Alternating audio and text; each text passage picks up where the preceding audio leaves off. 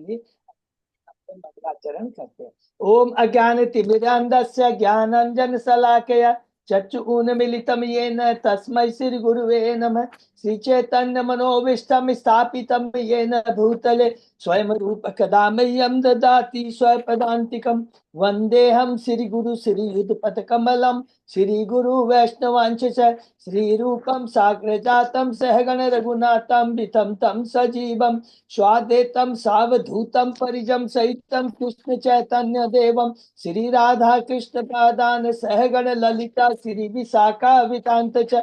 नमो ओम विष्णुपादाय कृष्ण पृष्ठाय भूतले श्रीमते भक्ति वेदांत स्वामिन इति नामने। नमस्ते सारस्वती देवे गौरवाणी प्रचारिणे निर्विशेषा शून्यवादी पाश्चात्य देश तारिणे वांछा कल्पतरुभ्यश्च कृपा सिन्धुभ्येव च पतितानां पावनेभ्यो वैष्णवेभ्यो नमो नमः। नमो महावदान्याय कृष्ण प्रेम प्रदायते कृष्णाय कृष्ण चैतन्य नामने गौरत्मिषे नमः। हे कृष्ण करुणा सिंधु दीन बंधु जगतपते गोपेश गोपिका कांत राधा कांत नमस्तुते। तप्त कांचन गौरांगी राधे वृंदावनेश्वरी विषभानुसुते देवी प्रणमामि हरिप्रिये।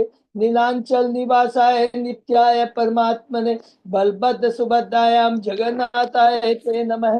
जय श्री कृष्ण चैतन्य प्रभु नित्यानंद श्री अद्वैत गदाधर श्रीवासादि गौर भक्तवृंद मुखम करोति वाचालम पंगुलंगे यत्कृपातभं वंदे श्री गुरु मदीन तारिणम परमानंद माधवम श्री चैतन्य ईश्वरम। हरे कृष्ण कृष्ण कृष्ण हरे हरे हरे राम राम राम हरे हरे। श्री श्री मंगलाचरण की जय। शिला प्रभुपाद की जय। हरे कृष्णा। आज के इस चेतन हरे कृष्णा प्रभु जी, आवाज थोड़ी कमती आ रही है प्रभु। माता जी शायद, और बाकी लोग का कैसा है? आवाज तो ठीक आ रही है। तो माता जी आपके थोड़ा इंटरनेट में थोड़ा नेट में थोड़ी अच्छा, नेट का प्रॉब्लम से क्या प्रभु? हाँ, थोड़ा सा देखिए। हाँ, देखते हैं प्रभु।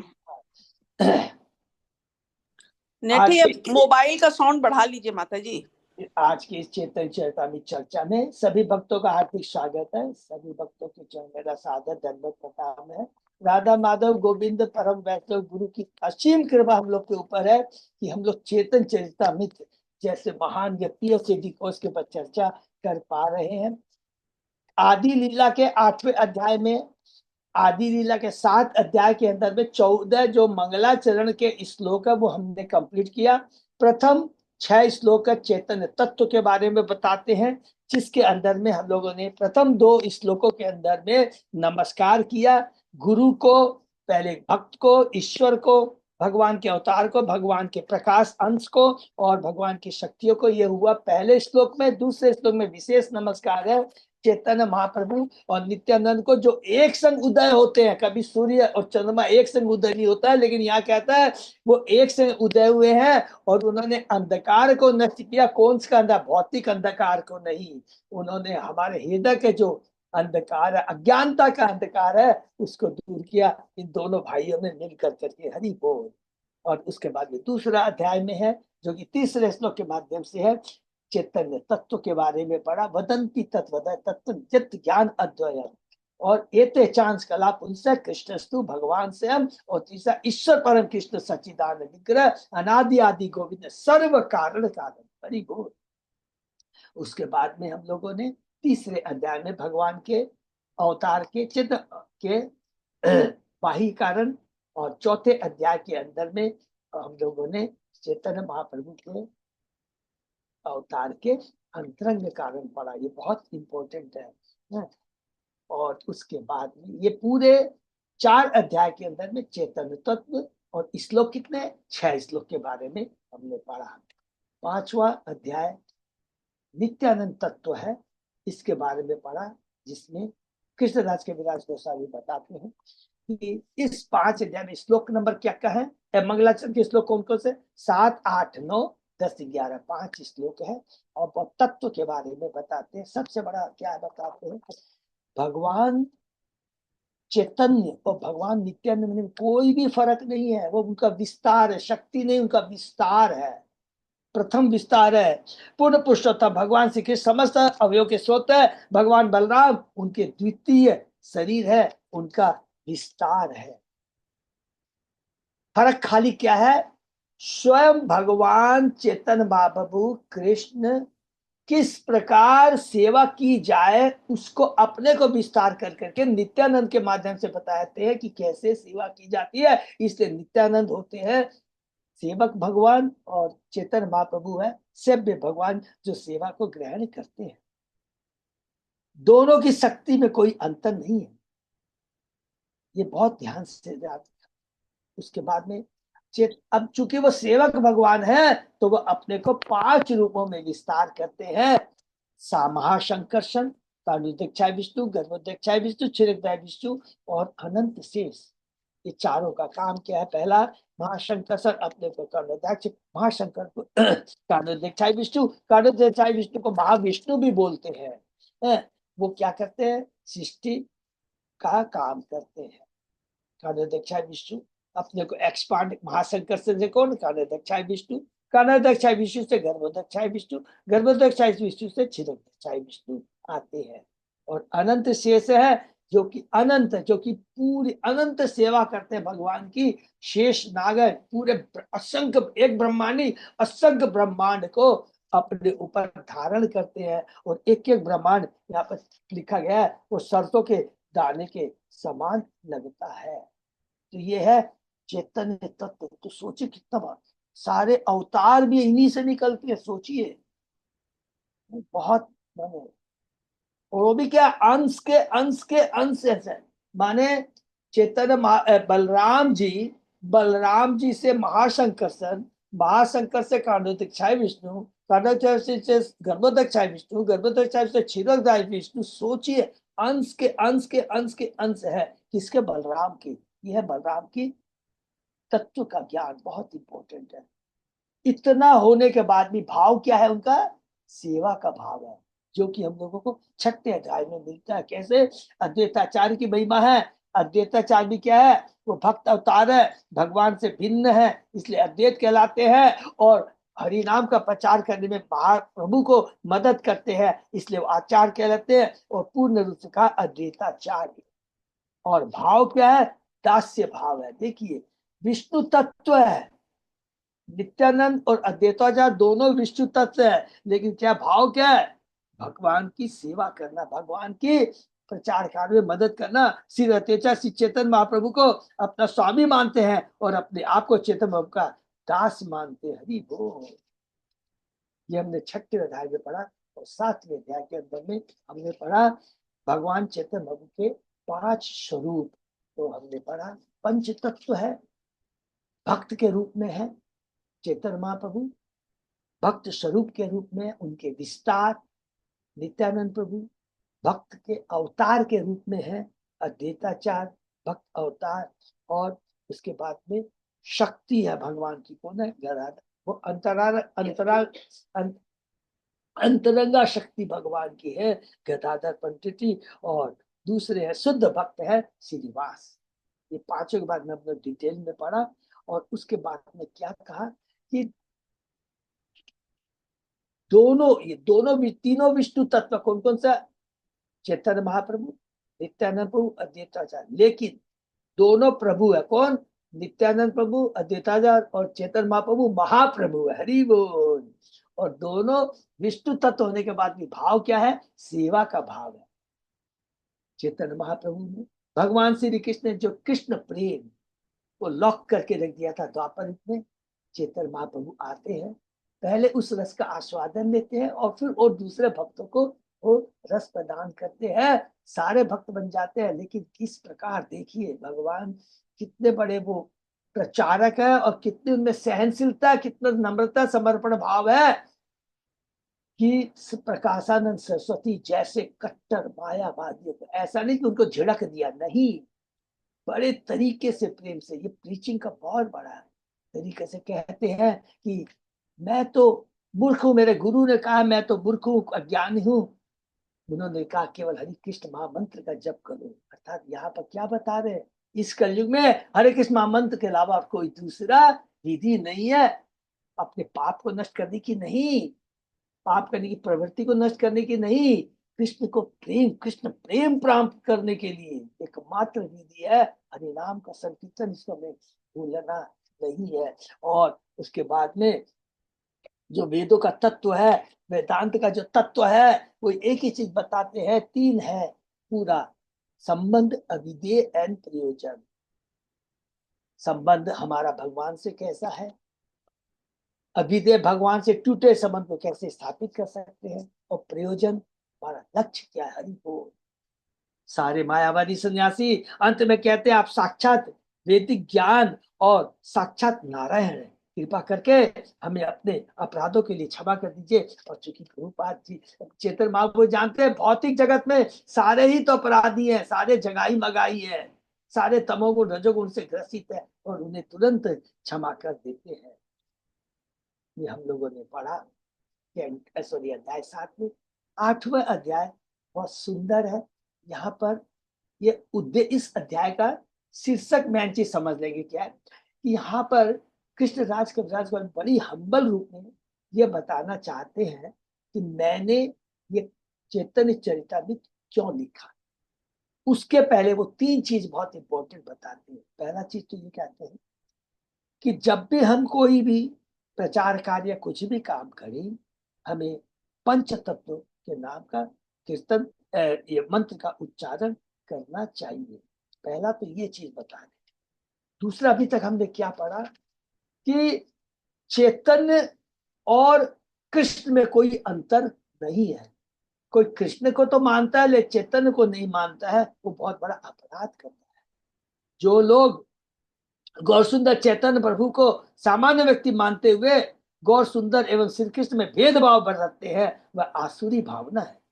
सांसारिक तर्क की आध्यात्मिक शक्ति बहुत कम होती है, और आध्यात्मिक ज्ञान में इसका प्रयोग करने पर वह सदैव अपूर्ण रहती है और परम सत्य के विषय में गलत निष्कर्ष पर पहुंचता है। और ऐसे निष्कर्ष के फलस्वरूप मनुष्य सियार जैसी योनि को प्राप्त हो सकता है। हम अपने भौतिक तर्क के आधार पर आध्यात्मिक ज्ञान, आध्यात्मिक भक्ति, आध्यात्मिक भगवान का धाम के बारे में अगर तर्क करना शुरू करते हैं तो जिंदगी में पूर्णता प्राप्त नहीं होगी, आसुर योनि, सियार की योनि मिलेगी, लिखा है।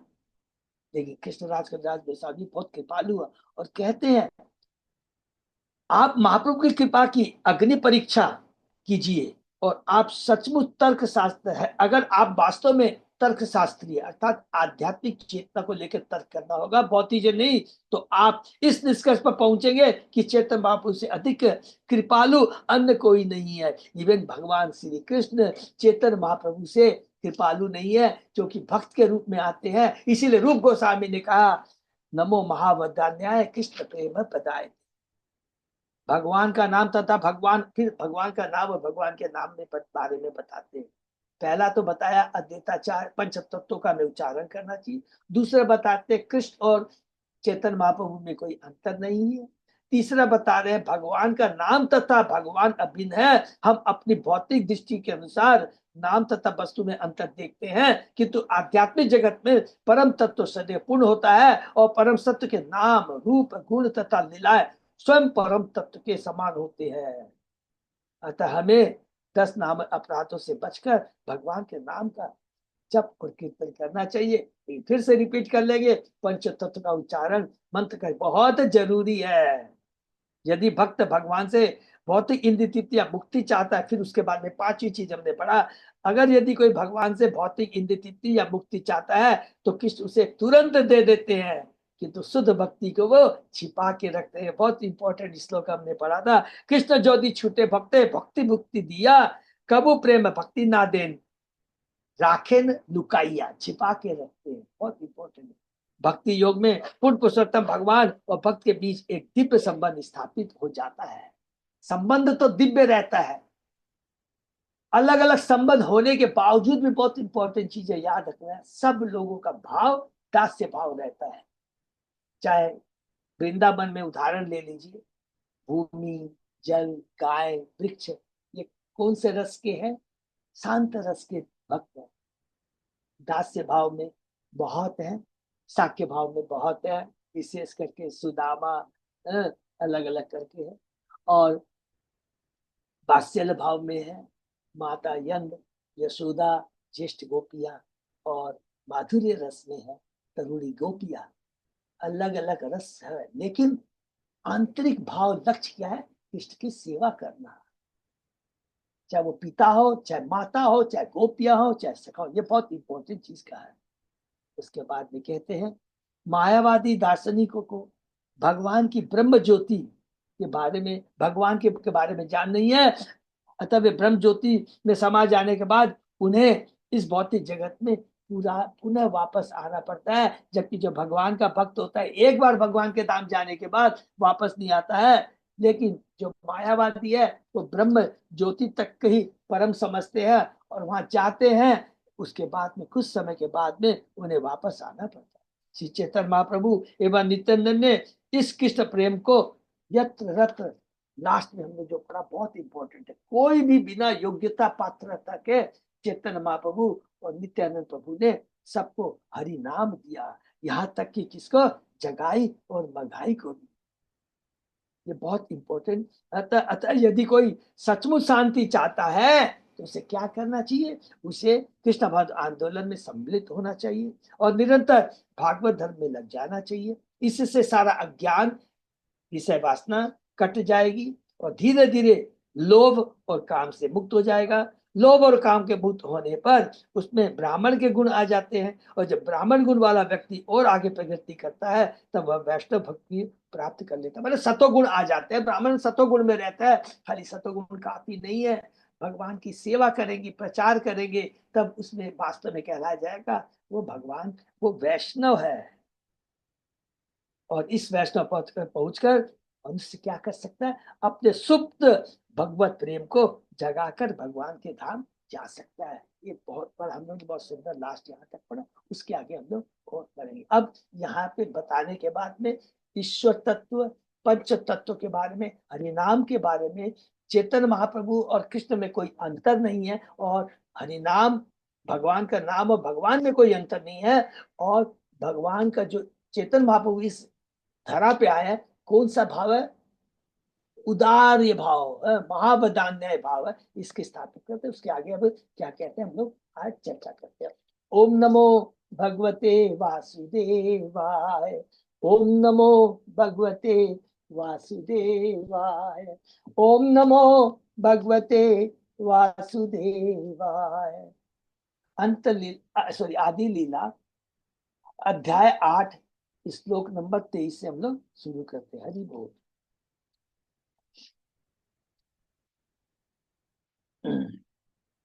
नित्यानंद बोलिते है कृष्ण प्रेमोदय, आउलाय सकल अंग अश्रु गंगावय। नित्यानंद प्रभु का नाम लेने से ही मनुष्य में कृष्ण प्रेम जागृत हो जाता है। इस पर उसके सारे अंग प्रत्यंग भावातिरेक से व्याकुल हो उठते हैं और उसकी आंखों से गंगा की धारा के समान अश्रु बहने लगते। हरि बोल।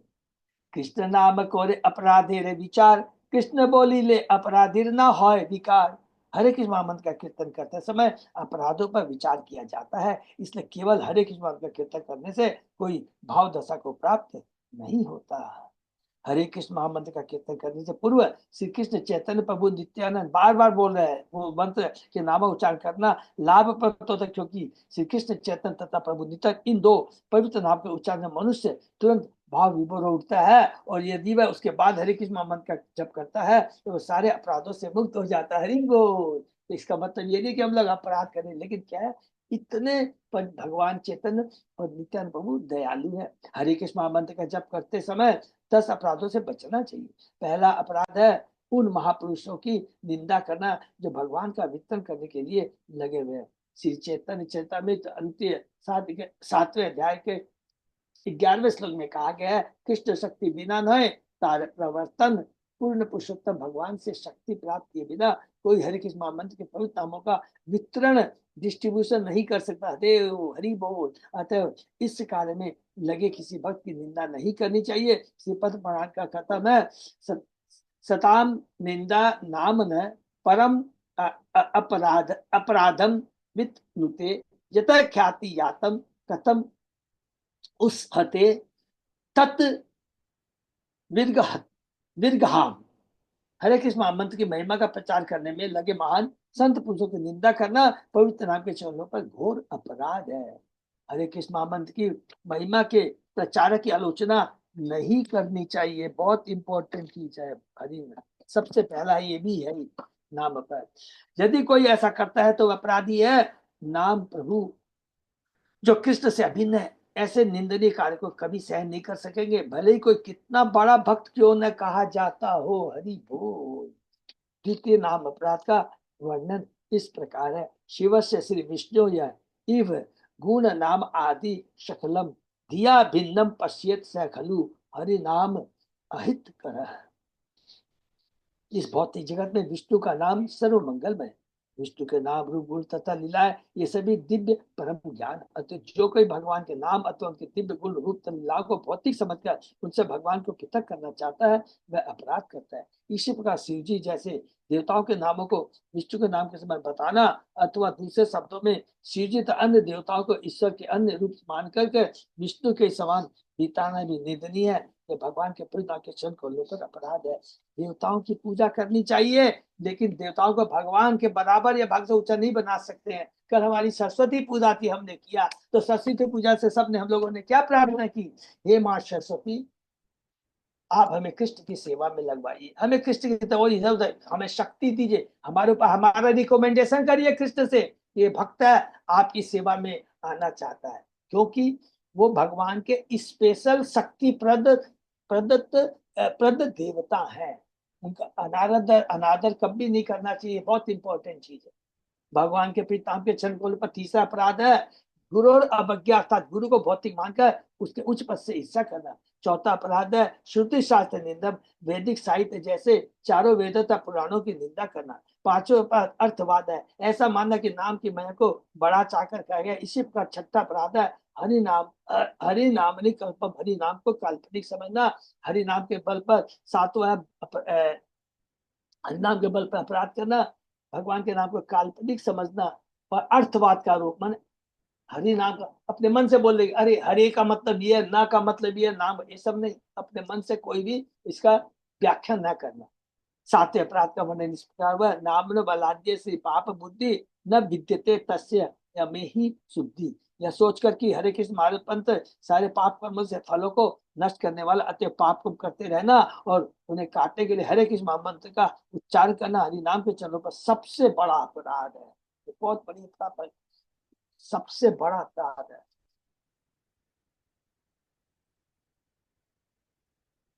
बहुत इंपॉर्टेंट बात है। आठवें अपराध का वर्णन इस प्रकार हुआ, धर्म वृत्ति त्याग उतादि शम सर्व शुभ्र क्रिया साम्य अपनी प्रमाद है। हरे कृष्ण महामंत्र के कीर्तन को धार्मिक अनुष्ठान मानना अपराध है। धार्मिक उत्सव बनाना, व्रत करना, वैराग्य का साब्यस्त करना तथा यज्ञ करना ये भौतिकवाद शुभ कार्य है। हरे कृष्ण महामंत्र के कीर्तन की तुलना कभी ऐसे भौतिकतावादी धार्मिक कार्य से नहीं की जानी चाहिए। हरि बोल। यह भगवान के प्रिय नाम के चरणों पर अपराध है। भौतिक कोई भी कार्य हम लोग कर लिए, धर्म किए, व्रत किए, यज्ञ किए, देवताओं की पूजा, ये सब भौतिक है, इसकी भगवान के नाम से तुलना नहीं कर सकते। तो इस पर याद आ गया, कोई अदरवाइज भी नहीं लेना है कि कई जैसे कल चर्चा हो रही थी और एक साथ पढ़ रहा था, मैं कुंभ में नहीं जा पाया, मैं कुंभ में नहीं जा पाया।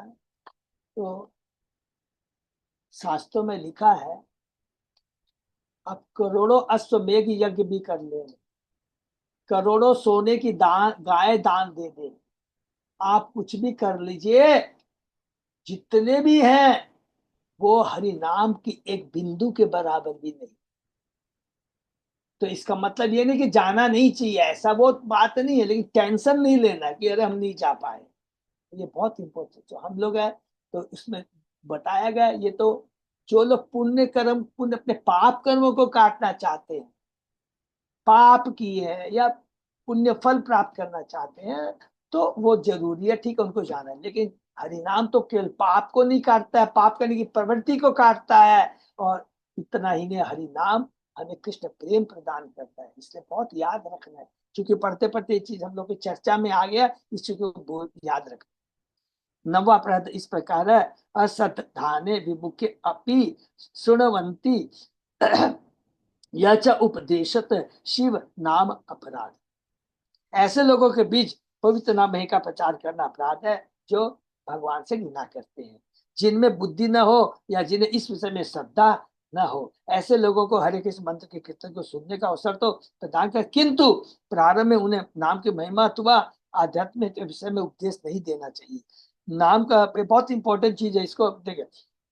ऐसे लोगों को हरे कृष्ण मंत्र के कीर्तन सुनने का अवसर देना चाहिए। अच्छा कुछ नहीं है, अच्छा तुम लोग हरे कृष्ण का मंत्र करो, लेकिन अपनी बुद्धि लगा के उस तत्व को बताने की चेष्टा नहीं करनी चाहिए। हरिनाम के तत्व के बारे में बताने का चेष्टा नहीं करना चाहिए। सिंपली कहो कि भाई देखो, तुम जो कुछ कर रहे हो वो भी करते रहो, हरिनाम का जप भी करते रहो, किंतु प्रारंभ में उन्हें नाम के महिमा आध्यात्मिक महत्ता के विषय में उपदेश नहीं दिया जाना चाहिए। नाम का निरसन करने से उन्हें उनके हृदय शुद्ध होंगे और तब वे नाम की दिव्य स्थिति को स्वतः ही समझ पाएंगे, स्वतः ही वो जिज्ञासा करेंगे, तो हमको अलग से बोलने की दरकार नहीं रहेगी। This is called art of preaching. किस तरह हम लोग प्रीचिंग करना चाहिए। 10वां नाम अपराध है, श्रुत अपि नाम महात्मये या प्रीति प्रीति हितो नरः अहम मन आदि परमो नामनी शो अपि अपराध कृत। हरि बोल। यदि कोई भगवान के दिव्य नाम की महिमा सुनने के बाद भी जीवन में भौतिक विचारधारा रखता है और सोचता है कि मैं यह शरीर हूँ और इस शरीर से सारी वस्तु मेरी है, आम मामेती की भावना रहती है और हरे कृष्ण मोहम्मद के कृत्य प्रति सम्मान तथा प्रेम प्रदर्शित नहीं करता, तो यह एक अपराध है। ये बहुत इंपॉर्टेंट है, ये स्पेशली हम जैसे भक्तों के लिए, जो कि हम लोग एकदम फ्रैंकली हम लोग भक्ति कर रहे इतने साल से, उसके बाद में कोई प्रॉब्लम आ जाती है तो कोई आके बोलता है अच्छा इसका व्रत कर लीजिए, तो अच्छा एक तो ये टोटना कर लीजिए, तो अच्छा ये कर लीजिए, इसका मतलब है हमें हरि नाम पर विश्वास नहीं। थोड़ा दृढ़ता से कहना चाहिए कि जो भक्त होता है ये मेरे पाप का फल है, ये तो मेरे ऊपर बहुत मैंने पाप किए थे, ये तो भगवान की भक्ति कर रहा हूँ, भक्तों का संग कर रहा हूँ, वो हाथी समुद्र जैसा पाप है, बहुत छोटा सा पाप भगवान ने मेरे को किया है। ये हमेशा या इतना विश्वास होना चाहिए हमें भगवान के नाम पर। हरे कृष्णा प्रभु जी। 11वां है ध्यान से माला करना, ये भी अपने सिखाए थे प्रभु। अटेंटिव इनअटेंटिव चैंटिंग, हाँ अटेंटिव चैंटिंग है, तो वो बिल्कुल सही बात है। तो ये प्रभुपाद जी ने बताया, तो इसको भी ध्यान रखना है। और इनअटेंटिव चैंटिंग बिल्कुल सही बात है। थैंक यू माता। ठीक है, नेक्स्ट। तत्स्मशारम हृदयम वतिदम यत गुह्यमाने हरि नाम धेये न विक्रयेत अथ यथा विकारो नित्य जलम गात रुहेशु हर्ष। यदि हरे कृष्ण महामंत्र का कीर्तन करते हुए किसी का हृदय परिवर्तित नहीं होता, उसके नेत्रों से आंसू नहीं बहते, उसका शरीर कंपित नहीं होता, नहीं उसे रोमांच होता है, तो यह समझना चाहिए कि उसका हृदय लोहे के समान कठोर है। ऐसा भगवत नाम के चल करने पर अपराधों के कारण होता है। ये बहुत इंपॉर्टेंट बात कह रहे हैं। तो हमारे में सब में है, हमारे में कुछ अपराध कर रहे हैं, लेकिन हम चेतन पंच तत्व का मंत्र का उच्चारण कर रहे हैं, उनको बचा के रखा है, भक्तों का संग कर रहे हैं। नहीं तो क्या है, नाम इतना दिव्य है कि स्वतः ही हमारे आचरण में, हमारी चेतना में, हमारे भाव के अंदर में ये लिखा है, जो परिवर्तन आना स्वाभाविक है, स्वाभाविक है। यह श्लोक श्रीमद् भागवतम का है। इस श्लोक की टीका करते हुए श्री भक्ति शास्त्र लिखते कि कभी कभी महाभागवत अर्थात अत्यंत उन्नत भक्त के शरीर में ऐसे दिव्य लक्षण यथा आंखों में आंसू नहीं दिखते, जबकि कभी कभी कनिष्ठ आदि कृत्रिम रूप से उसका प्रदर्शन करता है। बहुत ही डेंजरस है। बड़ा भागवत उसके तो नहीं होते, लेकिन हम जैसे कनिष्ठ भक्तों के दिखाते, अरे आंख में आंसू आ रहे, मेरे रात में राधा रानी सपने में आई, तो ये हुआ, तो ये हुआ, ये हुआ, ऐसा नाटक नहीं करना है। जबकि कभी कनिष्ठ अधिकारी कृत्रिम रूप से उनका प्रदर्शन करता है, किंतु इसका यह नहीं होता कि कनिष्ठ अधिकारी नया भक्त महाभागवत से अधिक उन्नत है। हरे कृष्ण महामंत्र के जप से हृदय में होने वाली असली परिवर्तन की पहचान यही है कि मनुष्य भौतिक भोग से विरक्त हो जाता है। प्लीज इसको अंडरलाइन देख, कितना प्रभुपाद जी कृपा है। क्या बात, एक ही बात कहते हैं, देखो तुम अपना असेसमेंट खुद कर सकते हो। हरि नाम का जप से हृदय में जो वास्त अनर्थ है वो नष्ट हो जाएंगे। आप खुद असेसमेंट कर लेंगे, अब मेरी भौतिक भोग से विरक्त हो जाता है। असली परिवर्तन की परीक्षा यही है। हरि बोल, प्रभुपाद जी की जय। क्लियर बता देते, घबराना नहीं, खुद अपना असेसमेंट कर सकते हैं। ये वास्तविक असली परिवर्तन है, यही असली परिवर्तन है। भक्ति परिसन भो विरक्त अन्यत्र च। आध्यात्मिक जीवन में असली प्रगति तो तब होती है जब मनुष्य भौतिक भोग से अत्यंत विरक्त हो जाता है। यदि कभी यह पाया जाए कि हरि मंत्र कीर्तन कर कोई कनिष्ठ अधिकारी नया भक्त आंखों में कृत्रिम आंसू तो लाता है, किंतु भौतिक वस्तु के में पूरी तरह आसक्त रहता है, तो यह समझ जाए उसका हृदय वास्तव में परिवर्तन नहीं हुआ है। परिवर्तन तो मनुष्य के असली कार्यकलापों में परिलक्षित होता है। हरि बोल, स्वतः उसके कार्यकलाप में लक्षित होगा। कैसे परिलक्षित होगा? सेवा का भाव आएगा, प्रायोरिटी हरि नाम को देगा, भक्ति विच क्लास को प्रायोरिटी देगा, प्रचार कार्य में प्रायोरिटी देगा, स्वतः ही है। और भौतिक आसक्ति देखिए जरूरी है, हम ऐसे नहीं है, लेकिन वो इस तरह पागल की तरह नहीं भागेगा कि ये किन प्रकार मेरे को ये प्राप्त करना है। ये परिवर्तन आएगा हरि नाम का कीर्तन करने से, भक्तों का संग करने से, प्रचार कार्य करने से, सेवा करने से। तो ये यहाँ पर प्रभुपाद जी तात्पर्य के हिसाब से, तात्पर्य के माध्यम से कितनी सुंदर एंड इंपॉर्टेंट बात हमें बता रहे हैं। एक कृष्ण नामे करे सर्व पाप नाश, प्रेमेर कारण भक्ति करे न प्रकाश। हरि बोल। निर अपराध होकर हरे कृष्ण महामंत्र का कीर्तन करने मात्र से सारे पाप कर्म दूर हो जाते हैं और भगवत प्रेम की कारण स्वरूप शुद्ध भक्ति प्रकट होती है। हरि बोल। ये याद है कि हरि नाम से ही कृष्ण प्रेम प्राप्त होगा। बाकी सब चीजों हम लोग हिंट अभी डिस्कस कर रहे हैं, कुंभ मेला जो किया है, इससे पाप नष्ट हो जाएंगे, लेकिन पाप करने की प्रवृत्ति और कृष्ण प्रेम तो केवल हरि नाम से हो। जब तक मनुष्य पापमय जीवन से मुक्त नहीं हो जाता, तब तक वह भगवान की भक्ति प्राप्त नहीं कर सकता। इसकी पुष्टि भगवद गीता में हुई है। ये शाम तु अंत गतम पापम जनाम पुण्य कर्मणाम ते द्वंद्व मोह निर्मुक्ता भजनते माम दृढ़ता। जिन लोगों ने पूर्व जन्म में तथा इस जन्म में पुण्य कर्म की है और जिनके पाप कर्म समूल नष्ट हो चुके हैं, वे मोह के द्वंद से मुक्त हो जाते हैं और वे संकल्प पूर्वक अपने आप को मेरी सेवा में लगाते हैं। जो व्यक्ति पापमय जीवन के सारे कलंकों से निर्मल हो चुका है, वह अविचलित द्वंद रहित होकर भगवत भक्ति में लग जाता है। इस युग में यद्यपि लोग अत्यधिक पापी हैं, किंतु हरे कृष्ण नाम के कीर्तन से उन्हें अपने पापों के फलों से छुटकारा मिल जाता है। हरि बोल। एक कृष्ण नाम ने केवल कृष्ण के नाम के कीर्तन से यह संभव हो जाता है। इसकी पुष्टि श्रीमद् भागवत में हुई है। कीर्तनाद एवं कृष्ण से मुक्त संग। चैतन्य महाप्रभु ने भी हमें यही सिखलाया है। वे रास्ते में चलते हुए कीर्तन करते थे, इसको याद कर लेना है। कृष्ण कृष्ण कृष्ण कृष्ण कृष्ण कृष्ण कृष्ण हे कृष्ण कृष्ण कृष्ण कृष्ण कृष्ण कृष्ण कृष्ण हे कृष्ण कृष्ण कृष्ण कृष्ण कृष्ण कृष्ण रक्ष माम कृष्ण कृष्ण कृष्ण कृष्ण कृष्ण कृष्ण पाहि माम राम राघव राम राघव राम राघव रक्ष माम कृष्ण सेवक कृष्ण केशव कृष्ण केशव कृष्ण केशव पाहि माम। यदि कोई कृष्ण नाम का सदैव कीर्तन करता है तो वह धीरे धीरे पाप में जीवन के सारे फलों से मुक्त हो जाता है, बशर्ते कि वह निरपराध भाव से जप करे और हरे कृष्ण महामंत्र के जप के बल पर और अधिक पाप कर्म न करे।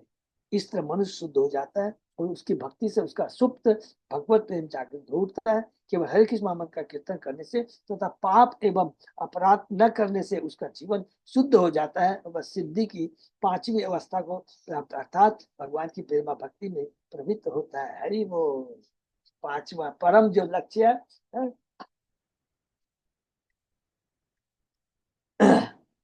माने धर्म अर्थ काम मोक्ष से ऊपर है, परचम पुरुषार्थ है कृष्ण प्रेम प्राप्त करना, भगवान की भक्ति करके कृष्ण प्रेम प्राप्त करना।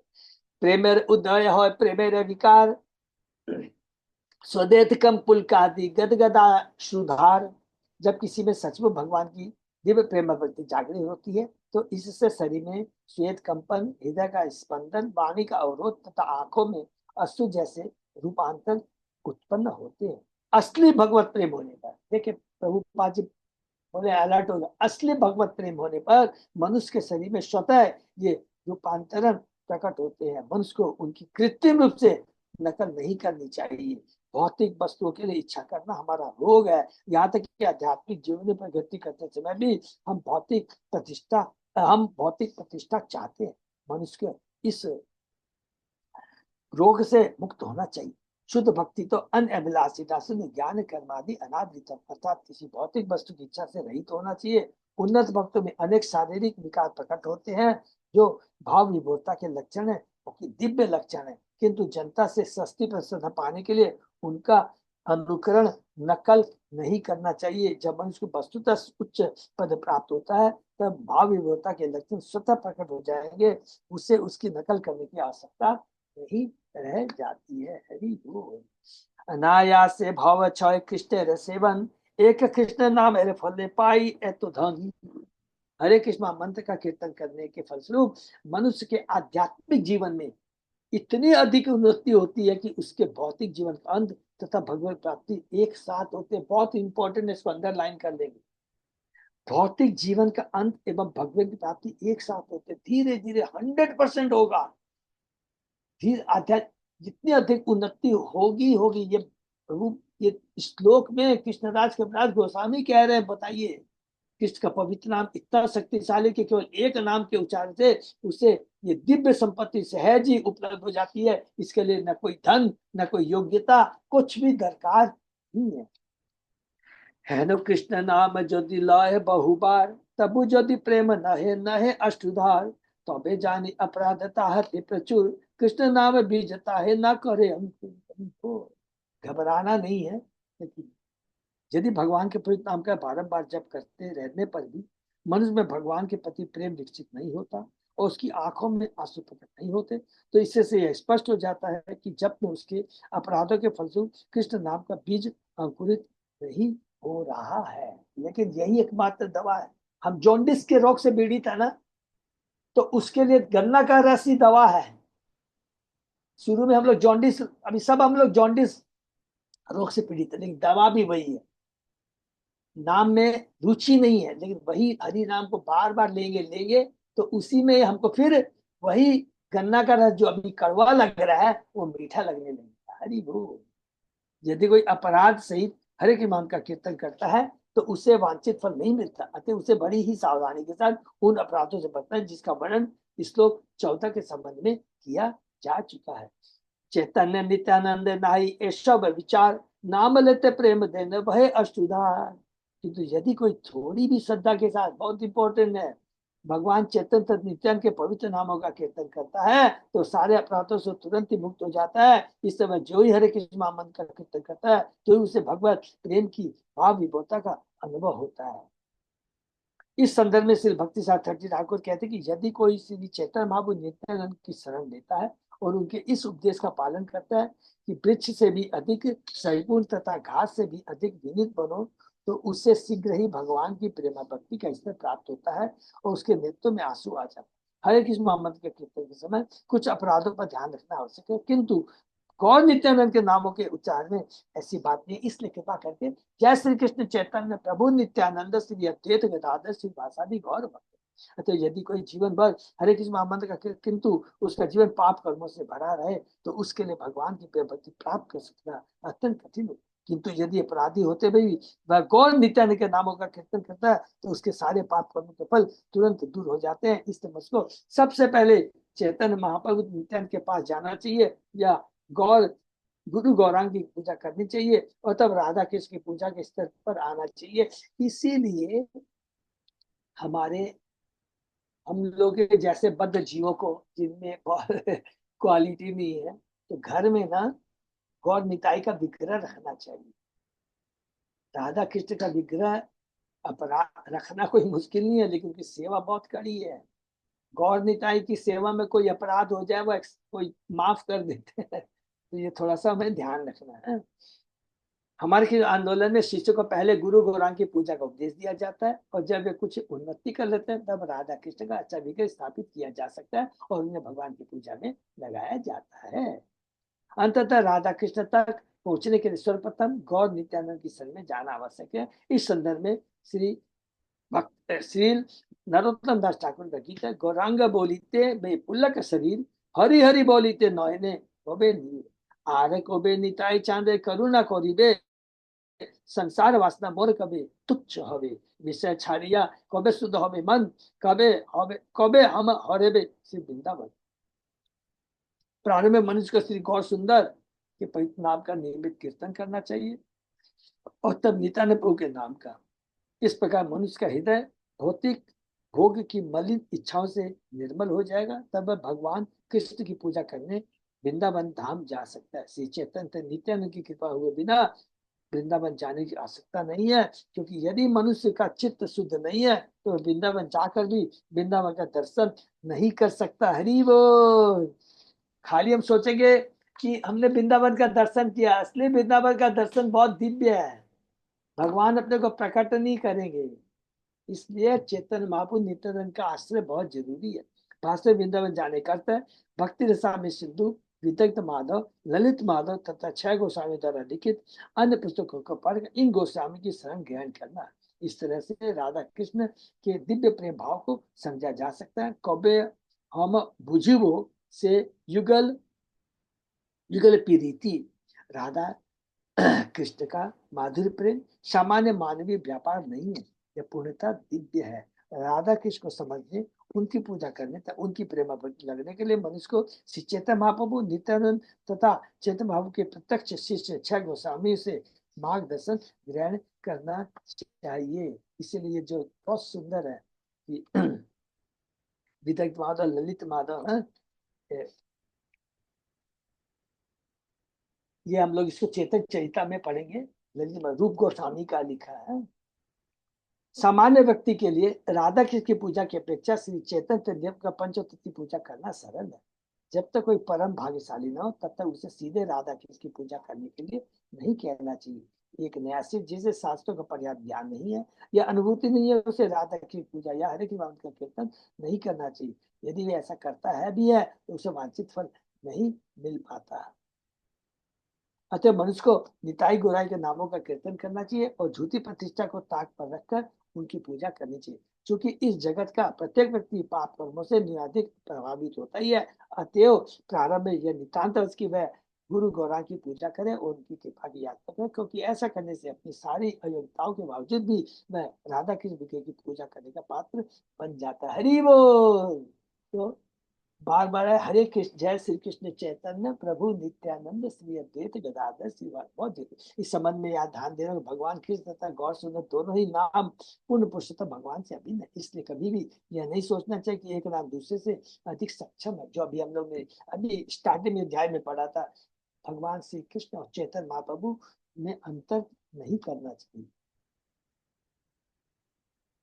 फिर भी इस युग के लोगों की स्थिति को देखकर श्री चैतन्य नाम का कीर्तन हरे कृष्ण महामंत्र के कीर्तन से अधिक आवश्यक है, क्योंकि श्री चैतन्य महाप्रभु सर्वाधिक दयालु अवतार है और उनकी कृपा शीघ्र प्राप्त हो जाती है। अतः मनुष्य सर्वप्रथम जय श्री कृष्ण चैतन्य प्रभु नित्यानंद श्री अद्वैत गदाधर श्रीवास का कीर्तन करते हुए श्री चैतन्य महाप्रभु की शरण जान लेनी चाहिए। गौर नित्यानंद की सेवा करने मनुष्य भवबंधन से मुक्त हो जाता है और राधा की विग्रह की पूजा करने के योग्य बन जाता है। अभी देखिए, ये जब भी ये बहुत हम राधा माधव जी करते पर ये मंगलाचरण में भी आप देखिए, जय श्री कृष्ण चैतन्य, कुछ भी कर लीजिए, जय श्री कृष्ण चैतन्य प्रभु नित्यानंद श्री हरे कृष्ण कृष्ण कृष्ण हरे हरे, हरे राम राम राम। ये हम करते हैं मंगलाचरण में भी, आप देख लीजिए। तो ये बहुत इंपॉर्टेंट आज हम लोगों को ये प्रभुपाद जी और खुद कृष्णदास कविराज गोस्वामी हमें बता रहे हैं। स्वतंत्र ईश्वर प्रभु अत्यंत उदार, तारना भोजी ले कबू न हो निस्तार। हरि बोल। श्री चैतन्य महाप्रभु स्वतंत्र पूर्ण पुरुषोत्तम भगवान है और वे अत्यंत दयालु, उनकी पूजा किए बिना किसी को मुक्ति नहीं मिल सकती। बार बार ये चीज स्पष्ट, किसके लिए? हम जैसे कलयुग के बद्ध जीवों के लिए बताया जा रहा है। श्री भक्ति शास्त्र ठाकुर इस प्रसंग में कहते हैं कि श्री चैतन्य महाप्रभु की पूजा करने के लिए राधा की पूजा का परित्याग नहीं करना चाहिए। केवल राधा कृष्ण या चैतन्य महाप्रभु की पूजा करके कोई आगे नहीं बढ़ सकता। मनुष्य को 6 गोस्वामी के आदेशों का उल्लंघन करने का प्रयास नहीं करना चाहिए, क्योंकि वे आचार्य हैं और चैतन्य महाप्रभु के अत्यंत प्रिय है। इसलिए नरोत्तम से कहते हैं कि देखो गुरु आचार्य इनके अवहेलना नहीं करनी है। रूप रघुनाथ पदे होई बे आकुति को बे हम भोजी वो ये जुगल पीरीति। भक्त को सिर्फ रूप गोस्वामी से लेकर रघुनाथ दास तक सारे 6 गोस्वामी का विनीत अनुयायी होना चाहिए। उनके आदेशों का पालन न करके गौर सुंदर एवं राधा कृष्ण की पूजा की कल्पना करना महान अपराध है, जिसके पर मनुष्य नरक को चाहता है। हरि बोल। यदि कोई 6 गोस्वामी के आदेश की उपेक्षा करता है और उसके बाद से भी राधा कृष्ण का तात्विक भक्त बनता है, तो वह राधा के असली भक्तों की आलोचना ही करता है। हरि बोल। इस मनोकामना के फल वह गौर सुंदर को सामान्य भक्त मानता है, अतः वह राधा की सेवा करने में प्रगति नहीं कर सकता। आचार्यों गुरु के बिना हम, इसीलिए नित्यानंद प्रभु स्वयं आचार्य बन के गुरु बनकर कर करके हमें बताते हैं कि चैतन्य महाप्रभु की सेवा कैसे की जाए। यही नित्यानंद प्रभु का ये वादान्य महावदान्य है,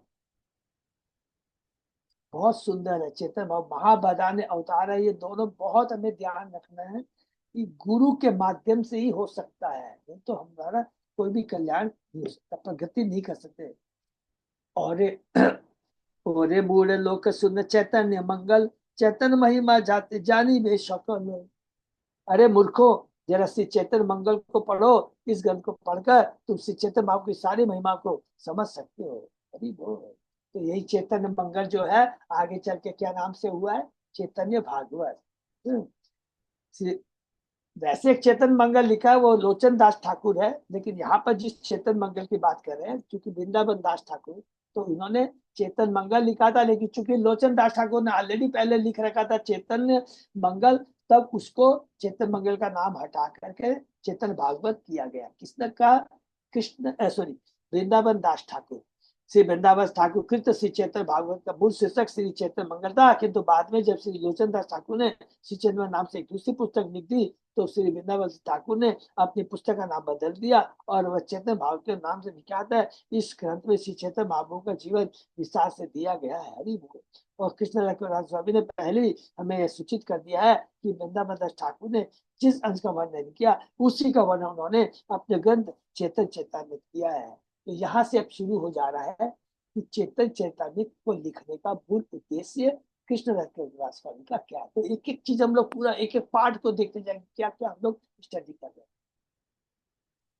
और ने पहले ही हमें यह सूचित कर दिया कि वृंदावन दास ठाकुर ने जिस अंश का वर्णन नहीं किया उसी का उन्होंने अपने ग्रंथ श्री चेतन चित्त में किया। कृष्णदास के राज गोस्वामी द्वारा श्री चैतन्य भागवत को मान देना इसका सूचक है कि वे गुरु शिष्य परंपरा को मानते। हरि बोल। दिव्य साहित्य का लेखक कभी भी अपने पूर्ववर्ती आचार्यों का अतिक्रमण नहीं करना चाहता। हरि बोल। कृष्णराज कविराज गोस्वामी वृंदावन दास ठाकुर को अपना गुरु मानते हैं और कहते हैं मैं ये साहस इसलिए कर पा रहा हूँ क्योंकि वृंदावन दास ठाकुर ने क्या किया, उन्होंने चैतन्य महाप्रभु की बाल लीला को बहुत विस्तार में लिखा है। देखेंगे आप जगाई मगाई की लीला सारी चीजें है ना, आपको चैतन्य भागवत में हम लोग को बहुत डिटेल में मिलेगी। उसके बाद की जो लीला है, माने संन्यास के बाद की जो लीला है, वृंदावन दास ठाकुर बहुत डिटेल में नहीं लिख पाए। उसको ध्यान में रखते हुए कृष्णराज कविराज गोस्वामी ने अभी हम लोग जो पढ़ने जा रहे हैं 13वें अध्याय से लेकर 17वां अध्याय तक आप देखेंगे चैतन्य महाप्रभु की बाल लीला का बहुत संक्षिप्त में वर्णन है, बहुत संक्षिप्त में वर्णन है। इसे वो पहले से ही बोल दे रहे हैं कि मैं संक्षिप्त में वर्णन करूंगा और बाद में मध्य लीला से जब वो संन्यास ले लेंगे उसकी बाद की लीला मैं डिटेल में लिखूंगा। इसीलिए देखेंगे मध्य लीला 6 साल का महाप्रभु का आवागम जाना आना है, लेकिन अध्याय 25 है। 25 अध्याय में उसके अंदर में सनातन को, रूप गोस्वामी को, सार्वभौम प्रभु को, प्रकाशानंद सर्वस्थिति को किस तरह वो तत्व ज्ञान देते हैं, कैसे उनमें परिवर्तन, बहुत सुंदर है। तो ये यहाँ पर बता रहे हैं कि ये मैंने क्यों लिखा है। कृष्ण लीला भागवते कहे वेद व्यास चैतन्य लीला व्यास वृंदावन दास। जिस तरह व्यास देव ने श्रीमद् भागवत में किसकी सारी लीलाओं का संकलन किया, उसी तरह ठाकुर वृंदावन दास ने चैतन्य महाप्रभु की लीलाओं का वर्णन किया। हरि बोल। वृंदावन दास कह लो चैतन्य मंगल जहर सवर्ण नासे सर्व अमंगल। ठाकुर वृंदावन दास ने श्री चैतन्य मंगल की रचना की। इसका सुनने से सारे अमंगल नष्ट हो जाते हैं। चैतन्य निताय जाते जानी है महिमा, जाते जानी कृष्ण भक्ति सिद्धांत तेरे सीमा। श्री चैतन्य मंगल पढ़कर मनुष्य की श्री चैतन्य महाप्रभु तथा नित्यानंद प्रभु की सारी महिमाओं या सत्य को समझ सकता है और भगवान कृष्ण की भक्ति के चरम निष्कर्ष तक पहुंच सकता है। हरि बोल। यद्यपि भक्तिपूर्ण सेवा को समझने के लिए श्रीमद् भागवत प्रामाणिक ग्रंथ, किंतु अत्यंत विस्तृत होने के कारण थोड़े ही लोग इसके भावार्थ को समझ सकते हैं। श्रीमद् भागवत न्याय प्रस्थान कहलाने वाले वेदांत सूत्र की मूल टीका है। अकाट्य तर्क न्याय द्वारा परम सत्य को समझने के लिए वेदांत सूत्र लिखा गया था, इसलिए उसकी सहज टीका श्रीमद् भागवत अत्यंत विस्तृत है। ये सेवक कथा में ऐसा प्रचार कर रखा है कि श्रीमद् भागवत में केवल किसकी रासलीला का ही वर्णन, जबकि इसका वर्णन केवल 10वें स्कंद में। हरि बोल। ये सब समझना है। हम लोग तो किसी से बातें नहीं करते, तर्क नहीं करते, हमारे परम सौभाग्य से दिमाग मिल रहा है। इस उन लोगों ने पाश्चात्य देश के सम्मुख कृष्ण को महान स्त्री वर्षीकर्ता के रूप में प्रस्तुत किया है।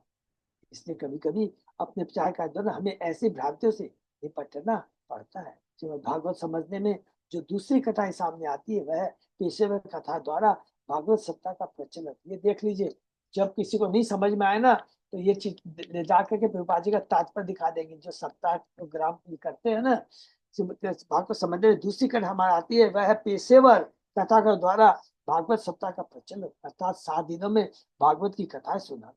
ये एक सप्ताह में सिर्फ भागवत समाप्त करना चाहते हैं, जबकि इतना विशद ग्रंथ है कि इसके एक श्लोक की भी ठीक से व्याख्या करने पर यह 3 महीनों में भी समाप्त नहीं हो सकता है। ऐसी परिस्थिति में सामान्य व्यक्ति के लिए वृंदावन ठाकुर कृत चैतन्य भागवत पढ़ना अत्यंत आवश्यक है, क्योंकि इस तरह से भक्ति कृष्ण चैतन्य महाप्रभु तथा नित्य को ठीक से समझा जा सकते हैं। रूप गोस्वामी ने बहुत सुंदर कहा है, श्रुति स्मृति पुराण आदि पंचरादि विधि बिना एकांत की हरे भक्ति उत्पाद एवं कल्पते। ऐसी भगवत भक्ति जो उपनिषदों पुराणों नारद पंच आदि प्रामाणिक वैदिक ग्रंथों की उपेक्षा करती है, समाज के लिए अचानक उत्पात मात्र है, उत्पात मचाती है, लोगों को भ्रमित करती है और सोचते मैंने तो बहुत बड़ा आज घर में भागवतम कराई है, मेरा जीवन धन्य हो गया। सब प्रोफेसर को बुला के जहर को पीते हैं, नरक में जाते हैं। कैंटो 12 में क्लियर लिखा है, जो प्रोफेशनल से भक्तों से सुनता है वो जहर पीने के बराबर है। श्रीमद् भागवत ठीक से न समझने का लोग कृष्ण तत्व के विषय में दिग्भ्रमित होते हैं, किंतु श्री वृंदावन दास ठाकुर की पुस्तक पढ़कर मनुष्य इस विज्ञान को सरलता से समझ सकता है। कितना देखिए कितना बड़ा मैंने सुन के हम कृष्णदास गौरांग किस खुद बुक्स लिख रहे हैं, लेकिन ग्लोरिफिकेशन किसका कर रहे हैं? वृंदावन दास ठाकुर का। इतने महान है, मैं तो कुछ भी नहीं हूँ। सबको याद है ना 5वें अध्याय में हमने पढ़ा था, नित्यानंद तत्व में पढ़ा था, मैं तो क्या लिखा था कि कीट बने नाली के कीड़े के समान हो। नाली के कीड़े के समान। सोचिए इतना उनकी देखिए भागवते जो तो भक्ति सिद्धांत तेरे सार लिखा छे यह जानी कौरी यह उद्धार। श्री भक्ति श्री वृंदावन दास ठाकुर ने श्री चैतन्य मंगल, जो बाद में श्री चैतन्य भागवत कहलाए, में श्री भागवत से प्रामाणिक उदाहरण देते हुए भक्ति के निष्कर्ष और सार प्रस्तुत किए हैं। चैतन्य मंगल सुने यदि पाषंडी जवन से महावैष्णव होए तत्क्षण। यदि बड़ा से बड़ा नास्तिक भी चैतन्य मंगल को सुने तो वह तुरंत महान भक्त बन जाता है। हरि बोल। यह भक्ति की शक्ति भगवान की। मनुष्य रचित नारे एचे ग्रंथ धन्य वृंदावन दास मुख्य वक्ता श्री चैतन्य। इस पुस्तक का विषय इतना भव्य है कि लगता है कि मानो श्री वृंदावन दास ठाकुर की रचना के माध्यम से साक्षात श्री चैतन्य महाप्रभु से बोल रहे हैं। समय मिलेगा हमें जरूर पढ़ेंगे चैतन्य भागवत। हरि बोल। बहुत सुंदर। श्री सनातन गोस्वामी ने अपने ग्रंथ हरि भक्ति विलास में लिखा है, अवैष्णव मुख, देखिए ये वाला आ गया, अवैष्णव मुखेर गिन पुतम हरि कथामृतम श्रवण नैव कर्तव्यम सर्पो उच्छिष्टम यथापय। हरि बोल। इसको नोट कर लेंगे यदि किसको नहीं दिखाना ना। मनुष्य को कृष्ण के बारे में अवैष्णव से कुछ नहीं सुनना चाहिए। सर्प के ओटों से छुआ हुआ दूध विषक्त हो जाता है, इसी प्रकार किसी अवैष्णव द्वारा कृष्ण संबंधी कई बातें विषैली होती है। इससे तो बड़ी बात नहीं है। और ये भागवतम में भी आया है, 12वें कैंटो श्लोक कैंटो में हम लोग पढ़ेंगे। ऐसा दिव्य साहित्य जो वैदिक सिद्धांतों तथा पुराणों एवं पंचरात्रिक विधि के निष्कर्ष का दृढ़ता से पालन करता हो, केवल शुद्ध भक्त द्वारा ही लिखा जा सकता। यह सामान्य पुरुष के बूते की नहीं है कि वह भक्ति पर ग्रंथ लिखे, क्योंकि इसकी रचनाएं प्रभावशाली नहीं होगी।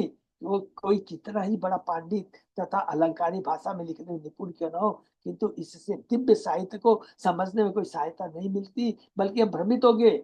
यदि भक्त द्वारा रचित साहित्य दोषित भाषा में भी क्यों न लिखा गया हो तो भी वह मान्य होता है। सेम चीज भागवतम कैंटो 1 में हमने कैंटो में पढ़ा था, इसके अंदर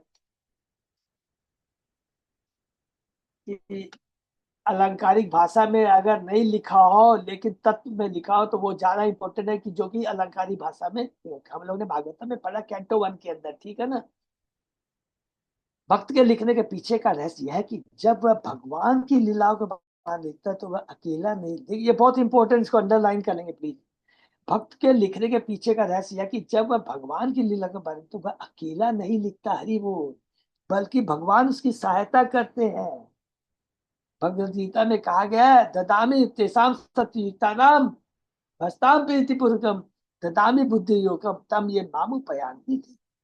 जब भक्त भगवान के चरणों में बैठकर सेवा भाव से लिखता है तो उसके भीतर से भगवान इतनी बुद्धि प्रदान करते हैं कि वह भगवान के निकट बैठकर पुस्तकें लिखना चला जाता, अपने आप कलम चलती जाती है, भगवान लिखवाते हैं। कृष्णदास कविराज गोस्वामी इसकी पुष्टि करता है कि जो कुछ वृंदावन दास ठाकुर ने लिखा वह वास्तव में चैतन्य महाप्रभु की वाणी थी, उन्होंने तो केवल दोहराया है। यही बात चेतन चेतना पर भी लागू होती है। श्री कृष्णदास कविराज गोस्वामी ने अपनी वृद्धावस्था में अक्षम हो जाने पर चेतन चेतना की रचना की। इतना उत्कृष्ट ग्रंथ है कि श्री भक्ति सरस्वती गोस्वामी महाराज कहा करते थे कि एक ऐसा समय आएगा तो संसार के साथ चेतन से पढ़ने के लिए बंगला भाषा सीखेंगे, हरि बोल।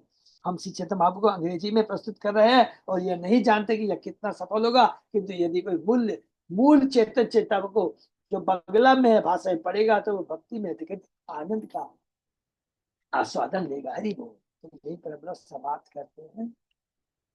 तो चेतन महाप्रभु ये जो ग्रंथ सॉरी कृष्णदास कविराज गोस्वामी ने ये जो ग्रंथ लिखा है, क्यों लिखा है, क्या लिखेंगे? जब तक गुरु आचार्य की कृपा नहीं हो एक लाइन भी नहीं लिख सकते। और जो बहुत बुद्धिमान है, इंटेलिजेंट है, बहुत सारे श्लोक याद है, वो लिखना चाहेगा, बहुत ध्यान से सुने, लिख लिया, बड़ी टिप्पणी भी कर दी, बहुत बड़ा इंटरप्रिटेशन दे दिया, जहर के बराबर, कुछ पल्ले नहीं पड़ेगा बल्कि मति नष्ट हो जाएगी, ये पता भी नहीं लगेगा हम लोगों को। हम लोग कई बार सोचते हैं ना, अरे प्रभु क्या फर्क हो गया, मैं तो बार बार सुनता अभी भी बताने के बावजूद भी, तो फर्क क्या पड़ता है, भगवान के बारे में तो बता रहा है ना। लगकर बस ये आ रहा है, इसमें ये आ रहा है, इसमें ये आ रहा है, आस्था में आ रहा है तो कभी ये आ रहा है, इतने चैनल हो, ठीक है, अरे भगवान के बारे में तो बता रहे, सारे पैसे दे करके बुक करते हैं आप लोग, बोलना उचित नहीं है, अपराध नहीं लगेगा क्योंकि भक्तों के बीच हम लोग डिस्कस कर रहे हैं। एक शुद्ध भक्त के मुंह से सुनेंगे, बेचारा ठीक से नहीं बोल पा रहा है, आज हम लोग भी उच्चारण करें, हमारा उच्चारण करो गलत हो सकता है, भगवान से क्षमा मांगे, क्षमा चाहते हैं, भगवान कोई योग्यता नहीं है, बस भक्तों के बीच बैठ करके एक परीक्षा प्रयास कर रहे हैं, हम लोग उच्चारण में कई गलती होती है, प्रयास कर रहे हैं, भगवान माफ कर देते हैं। लेकिन उस्तादी करेंगे, दिखाएंगे लोगों को कि मैं इतना बड़ा ज्ञानी हूँ, बहुत बड़ा अपराध हो जाएगा। ये लिखने का उद्देश्य क्या है यहाँ समझ में आ रहा है। देखिए कृष्णदास क्या लिख रहे हैं कि मैं तो कुछ भी नहीं हूं, ये तो मेरे को वृंदावन दास ठाकुर की कृपा मिली है, उन्होंने चूंकि चैतन्य महाप्रभु के संन्यास की बात की लीला डिटेल में नहीं लिख पाए, समय की कमी थी, ये लिख पाए, तो ये भी कैसे लिख पाए, आगे आगे पढ़ेंगे। 90 साल की उम्र है, आंखों से दिखाई नहीं देखता है, हाथ पैर कांप रहे हैं और इतना बड़ा ग्रंथ लिख दिया, तो किसका मतलब स्वयं भगवान लिखवा रहे हैं। तो जो कुछ भी होता है सब भगवान की कृपा से होता है, इसलिए हम लोग तो केवल माने क्या बोलते हैं कि कोई योग्यता नहीं, या आज हम भी ये जो पैड पा रहे हैं, विश्वास कीजिए हम लोग पर भगवान की बहुत बड़ी कृपा है। हमारे में कोई योग्यता नहीं है, सब भक्तों का सहारा कृपा है भगवान की।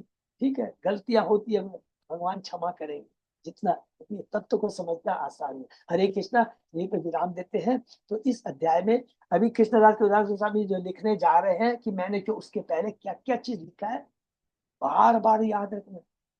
कभी भी पंच तत्व नित्यानंद की कृपा के बिना हरे कृष्णा मंत्र का जप नहीं करना है। नहीं, वो अपराध में, वो अपराध का क्षमा नहीं मिलेगा, लेकिन चेतो इतने कृपा है वो, नंबर 1। दूसरा, भगवान और भगवान के नाम में कोई भी अंतर नहीं। तीसरा, चैतन्य महाप्रभु स्वयं कृष्ण है, स्वयं कृष्ण है। और एक चीज और ऐड कर लेंगे, चैतन्य महाप्रभु और नित्यानंद में भी कोई फर्क नहीं है। अगर बिना नित्यानंद के अगर हम चैतन्य महाप्रभु के पास जाएंगे तो क्लीन बोल्ड हो जाएंगे। ये हमने कहाँ पढ़ा था, 5वें तत्व में। मीन केतन रामदास नित्यानंद महाप्रभु के भक्त है। कृष्णराज के विराज गोस्वामी का जो भाई है वो केवल चैतन्य महाप्रभु को मानता है, नित्यानंद को नहीं मानता है।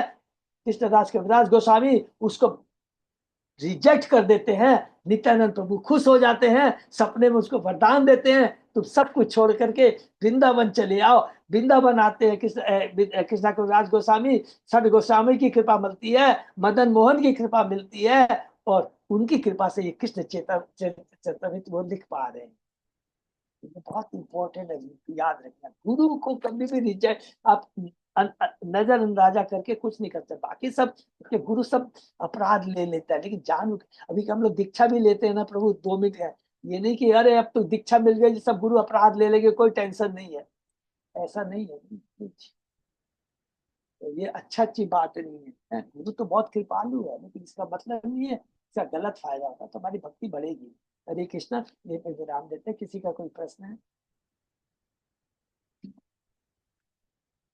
हरि बोल। बहुत चेतन, बहुत पावरफुल ग्रंथ है, सब भगवान की जय। बहुत बहुत धन्यवाद। हरे कृष्णा, सादर दंडवत प्रणाम। यही पर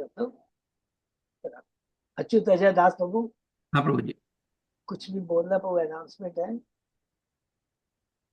जी, नित्यानंद खाली नित्यानंद त्रयोदशी है, थोड़ा वो बता दीजिएगा प्रभु, हाँ हाँ, किस तरह का होगा, थोड़ा सा आइडिया दे वही देंगे। रहेगा अभिषेक 10 साढ़े 10 बजे के आसपास। वही रहेगा, और वही 1 बजे वो अभिषेक कितना 11 बजे होगा? वही 10:30 बजे होगा और 12:30 बजे प्रसाद है। बारे बस ठीक है। तो सब लोग जो लोग आ सके तो जरूर चेष्टा जरूर करना आने का, ठीक है। तो हरे कृष्ण जी विराम देते हैं। और सामने गौर पूर्णिमा तो वही है, तो उसके भी हम लोगों को तैयारी करनी है। किसके लिए प्रभु? गौर पूर्णिमा। हाँ, हरि बोल। समय देखो कैसे बीतता जा रहा है, हरि बोल। ये बहुत बड़ा चैलेंज है इस बार, क्योंकि नित्यानंद का बजट है कितना है प्रभु, कितना बजट है? 7 लाख का बजट है प्रभु जी। 7 लाख का बजट है। तो ये हमारे 3 ही वो मिले हैं, तो ध्यान रखना है। पुष्प अभिषेक चला गया, उसमें रहा शॉर्टफॉल, कोई बात नहीं है। नित्यानंद सॉरी, ये गौर पूर्णिमा फेस्टिवल में 7 का है। उसके बाद में अक्षय तृतीया, उसमें बहुत छोटा सा है, ज्यादा नहीं है। उसके बाद है, तो ये है पर्सनल हम लोगों को ग्रुप वाइज रेस्पॉन्सिबिलिटी है। उसके बाद में और बाकी अलग अलग फेस्टिवल को लोग दूसरे ग्रुप ले लिया है, तो बहुत सुंदर व्यवस्था की गई है। तो हम लोग इस बार मीटिंग भी है, 15 फरवरी को हमारी फिजिकल मीटिंग है, तो उसमें फिर से हम लोग रीडिस्कस करेंगे कैसे क्या किया जाए। 15 फरवरी को मैंने रिक्वेस्ट किया, तो उसमें डिस्कस करेंगे, देखते हैं क्या। तो हम लोग जितना भी कर, क्योंकि अभी तो जो हो गया उसको तो भक्तों को जितना भी हो सकता करना जरूर चाहिए, जिसको कर सकते, ठीक है ना। हरे कृष्ण। और लास्ट याद आ गया प्रभु, थोड़ा सा मायापुर का 28, 29, 30 तारीख का है, तो ये बहुत जरूरी है। तो अभी तक पूरा अपडेट मेरे पास में नहीं आया है। केसी पंडित प्रभु का आ गया है, मेरे को दिया है, तो बाकी 1-2 दिन में देंगे तो अच्छा है, प्लीज। इस बार हमारे ग्रुप से तो प्रभु जी बहुत कम लोग जाएंगे। क्यों माता जी? वो उन लोगों का कुछ दूसरा प्रोग्राम है या पता नहीं जो भी कारण है, तो नहीं हो पाएगा शायद सबका, लेकिन ठीक है, 1-2 दिन में कंफर्म करती हूँ प्रभु जी। फिर भी देखिए माता जी बताइए, तो फिर उसी हिसाब से फिर मैं हावड़ा हाँ, वो रूम का थोड़ा सा रहेगा, बस का भी फिर रहेगा। हावड़ा वालों को फिर मैं उस हिसाब से उनको ज्यादा दे दूंगा रूम्स हाँ, वगैरह। वो लोग तो बार बार रूम मांग रहे हैं ज्यादा हाँ, नहीं करके। प्रभु जी, ठीक है, मैं 1-2 दिन में और कंफर्म कर लेती हूँ, उन लोगों को पूछ लेती हूँ, फिर तो फाइनल करके आपको बताती हूँ। फिर भी बता देंगे, ठीक है ना। हरे कृष्णा, यही तो हरे विराम। कृष्ण जी। बहुत बहुत धन्यवाद। सुनिए विराम देती है। राधे प्रणाम प्रभु जी।